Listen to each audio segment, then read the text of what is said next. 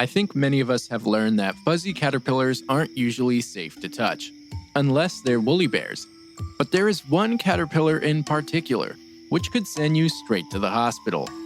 Welcome to episode 76 of Insects for Fun, the entomology podcast hosted by me, Mitchell Logan, a master of entomology. Today, we're going to talk about the Puss caterpillar, commonly called asp caterpillar. The Puss caterpillar, scientifically called Megalopyge opercularis, is notorious for being one of, if not the most venomous caterpillars in the United States, and it belongs to a family of moths known as Megalopygidae. The word megalo has Greek origins and stands for large. Pygidae is derived from pygidium, which in Greek stands for rump. The moths do look like they have a very large fluffy rump, so I get it. But we'll talk about the moths later on. The caterpillars are actually often referred to as asps. Now, if you're from the northern part of the United States or other parts of the world and have no idea what that term means, it's derived from the Greek word aspis, which refers to viper snakes. The caterpillars get this name because of how scarily venomous they are. I believe venomous snakes are more of a commonality in the southern part of the United States, which is probably why people like Texans and Floridians got used to using the term asp. Now, on the other side of the spectrum, the name Puss caterpillar has been given due to the cute and fluffy appearance the caterpillars share with pussycats. The caterpillars are indeed very, very hairy/fluffy looking, and they even have what looks like a fluffy tail. Do not be fooled though. Whatever you do, you should never touch one of these caterpillars. The hairs they have are hiding small and extremely toxic spines that can get stuck in your skin. The more spines you have, the worse pain you'll experience. And trust me, when I say even one of these could put you out of commission for hours. I'm now going to read some testimonies from people that have been stung. Eric Day got brushed by one in a tree and had this to say, quote, "The burning sensation went away after a day or so, but the blister and irritated area remained visible for weeks," unquote. Meanwhile, others like Crystal Gaston were hospitalized with statements like, quote, "It felt exactly like a scorching hot knife passing through the outside of my calf," unquote.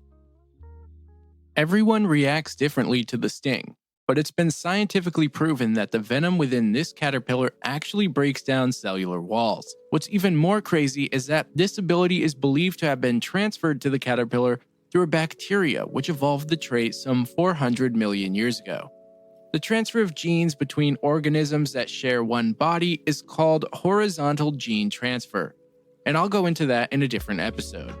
Many people say that the pain from these caterpillars feels like it goes all the way to the bone. And if you get stung, you should use tape to remove the spines left behind. Otherwise, you could end up having serious side effects. This is especially true for younger children. In fact, some Texas schools in the past have had to temporarily close down due to outbreaks of the caterpillar. The exact distribution for these caterpillars seems to be shifting, and an extremely recent study based off of research-grade observations through iNaturalist show that this caterpillar can be found from southern Massachusetts down through all of Florida and westward through Pennsylvania and Missouri down into the eastern half of Texas. Oddly enough, no one has reported them in Kansas, but I feel like they should be there. It's probably just a matter of time. At this point, you're probably wondering how you can avoid these and what kind of trees they like so you can watch out. This specific species of caterpillar has 2 seasons. The first starts in spring, with caterpillars becoming abundant in June and July, and the second happens in fall, with caterpillars being most abundant in October. Some places, like Massachusetts, might only see one generation of caterpillars, but from what I know about smaller caterpillars, they usually don't take very long. And yes, the Puss caterpillar has a maximum length of 1 inch, or 2.5 centimeters, making it a prime candidate for having multiple generations. They also feed on a variety of shrubs and deciduous trees, like oaks, elms, maples, sycamores, willows, beech, roses, etc.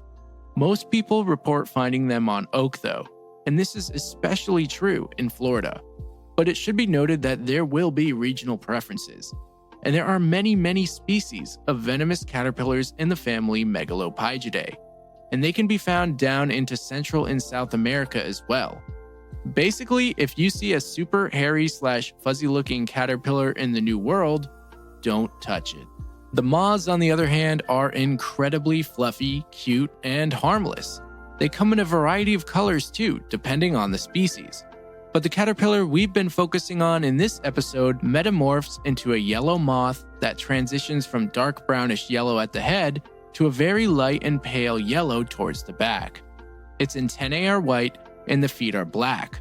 The whole moth just looks like it would make for a fantastic stuffed animal, or a really warm jacket. The moths in this family are actually called flannel moths due to their soft and warm appearance. And the southern flannel moth is what they call the adult for today's very venomous puss caterpillar. Having a sting isn't the only trick up the sleeves for puss caterpillars. They're actually known to fling their poo, for reasons unknown, but it's believed to be a combination of keeping their food clean and also leading parasitoids away. Parasitoids will use many chemical cues to find hosts, which include molted exoskeletons, poop, and even chemical cues released from plants that are getting munched on.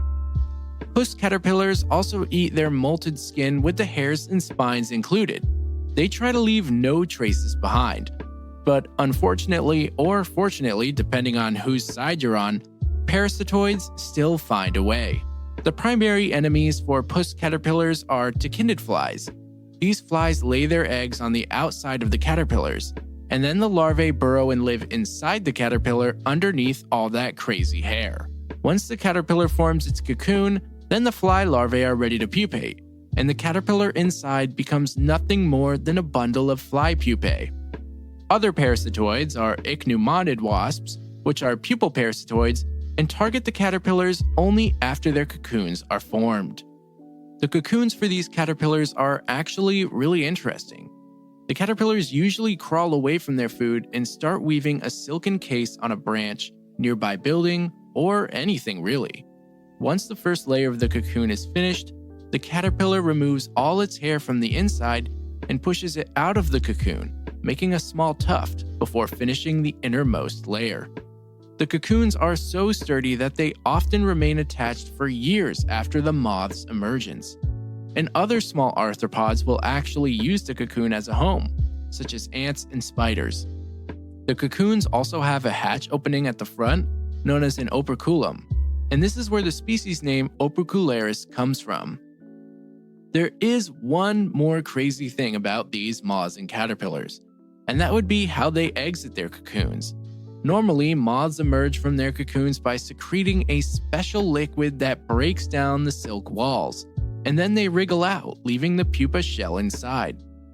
The puss caterpillar actually leaves the cocoon while still inside its pupa, and then breaks out of the pupal casing only after it wriggles out of the cocoon's hatch door. This is only possible thanks to the cocoon's hatch door, because that door keeps the pupa in place while the moth wriggles out. And that wraps up today's episode on puss caterpillars. I hope you guys enjoyed it and learned some cool facts. If you enjoy the show, giving it a review on Apple or iTunes is a fantastic way to help support it. Or just give it a rating on any podcast platform you listen. 5 stars is incredibly helpful. If you want to support the show and get exclusive bonus episodes, ad-free episodes, and vlogs, you can find that over on patreon.com/insects4fun. Links to everything, as always, are in the show notes. And if you have a request, please let me know through email at insectsfordummies@gmail.com or on any of the socials. Thanks again for listening.